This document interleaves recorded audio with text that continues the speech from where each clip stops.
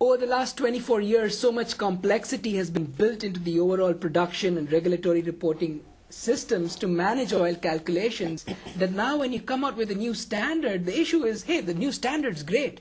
But the challenge is, how do you get to there from where you are right now? It's the migration path that's killing everybody. But you take a look, though, at some of the past efforts on defining a well. So much detail that anything that changed about a well, all of a sudden now you start looking at directional wells and multilaterals, and the whole data structure just breaks down. And you say, we put too much into the efforts in defining everything, lost our flexibility, lost the dynamic nature of the very object we were trying to define, and I think it became useless at that point. Bob, what's your perspective on this? Well, regarding the API standards, since obviously people focus on those, we do have a process to review and update our standards. In fact, every standard is evaluated, I believe it's every 5 years. It's either reaffirmed, revised, or discarded. So a standard may not have changed, but that's because it was reaffirmed. It's not that it was not looked at. It's more a matter of what's the timing and sequence for making those changes. And it can be a challenge when you have a large organization with very complex industries. Things may not happen as quickly as some would like, but you have to be open to the process and be transparent with the members so they all ultimately can live with where the standard has headed as a result of that review. As an industry, where have we tried to implement standards that have not caught on, and what lessons can we learn from these? There's so many examples. I guess I'm very software focused at the moment, and so I take a look back, and we had some conflicting agendas. I think there was a point in time where many of the energy industry customers really felt like that commoditization of software was a goal and that you could create plug and play with the intent of just switching things out in order to get pricing leverage. I think we've matured tremendously since then. We really look at the value that the workflows create, and there's not as much tension there. Tom, no, I would completely agree. I would say that the big issue for many of the energy companies that produce hydrocarbons is that they have a portfolio of applications that exist in their companies today. And that portfolio of apps allow them to execute their business. And the issue becomes is that we have to tie all those applications together to make them work in a way that creates value. And we do want to be able to plug and play with new applications where there is extensive value generated. That is a change in an up market like we're in today, whereby people are looking at bringing in this component or that component in order to increase the value. Where it changes a lot is where, as the industry shifts, and it's a huge advantage to us, but even in a downturn market, you go to less vendors and you have procurement strategies that say, I'd like to purchase from fewer suppliers. And so the internal integration and the internal standards that particular vendors deliver make it advantageous to use them because they have a complete workflow as opposed to just the plug and play.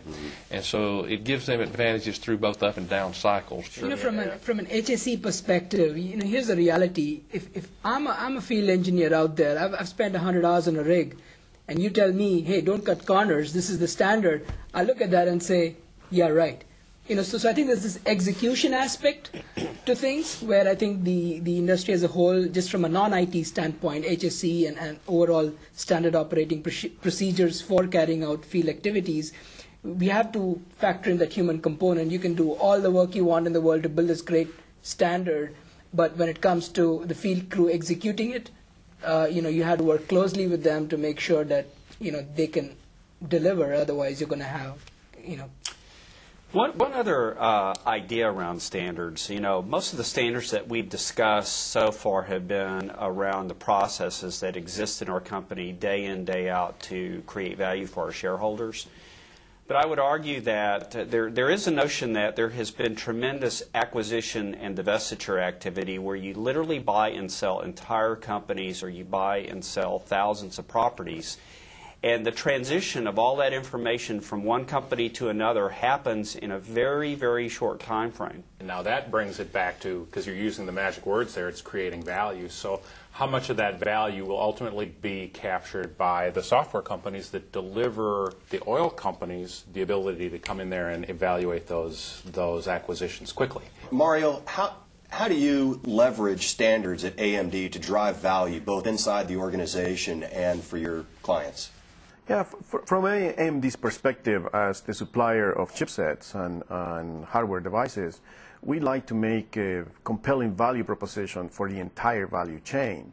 So it's true that obviously for me the win is in the hardware space, but I also need to make certain that there is a value add for the software developers of the applications that are going to be used, for the system integrators that are going to put the entire tool together, as well as for the end users, the industry that is actually applying the tools.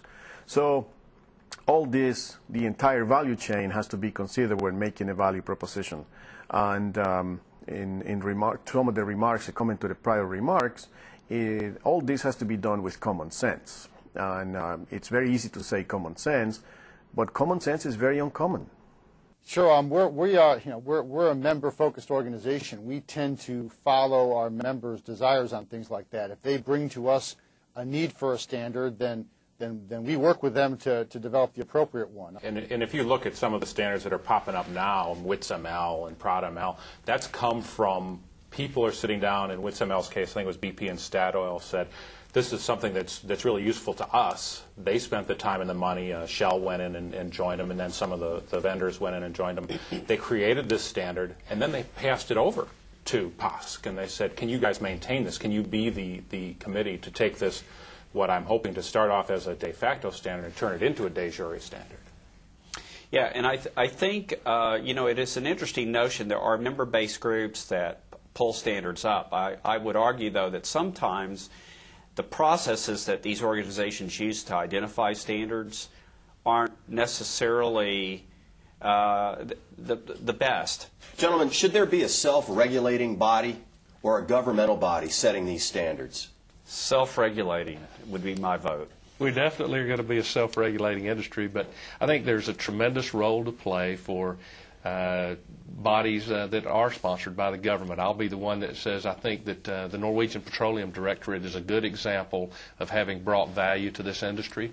And there are other examples where they've really driven the environmental regulations have caused us to achieve standards that have been beneficial both to our industry and to the environments where we are carrying on activity. And just because everyone is in agreement here, let me throw a wrench in this discussion and say that I feel you need someone that has shows authority and everyone respects that authority. The reason why I'm saying that is, if I were to put two developers in a room and give them a problem to solve, they'll come up with different ways of solving the problem. If I got two product managers together and told them to build a solution, they'll come up with a different solution. If I give the solution to two end users, they'll use it in two different ways. Imagine putting together a world full of developers, product managers, and end users and telling them, guys, figure it out, come up with one thing. It leads to inevitable chaos. Matt, do you have any input on this? I think the better thing is to basically just have two clubs.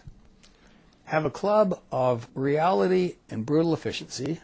Then the rest of the people can say, we are actually the bureaucracy, institute. And we love bureaucracy, we love committees. We're actually going to have a committee structure. This will be the first club in the world that has 10,000 committees.